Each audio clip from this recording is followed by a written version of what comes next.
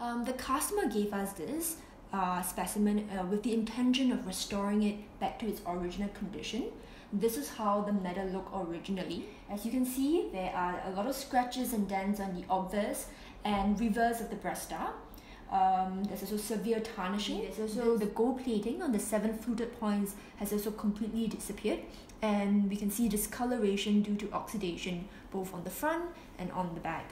The enamel detailing along the red band in the portrait, surprisingly good condition, but there's a little bit of red enamel chipped off on the sides of the band. So what we did to restore the matter is, of course, first to clean the breast star. We cleaned it thoroughly with water both on the front and at the back, and only once the dirt is removed, you get a real sense of how deep some of the scratches are. Okay, the surface was then polished with a very light abrasive to remove all the discoloration from oxidation. So you can see it's a lot brighter now. Some of the scratches and dents were also polished away, but I think some of the deeper ones, like around here, you can still see a bit of the scratches. Yeah.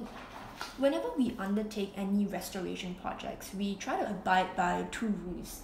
Rule number 1 is for the final matter, the restored matter, to look as close to the original as possible.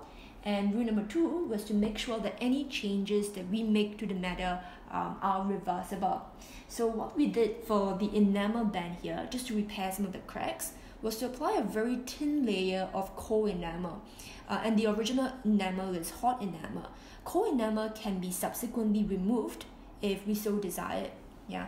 What we didn't do though was to do any replating work.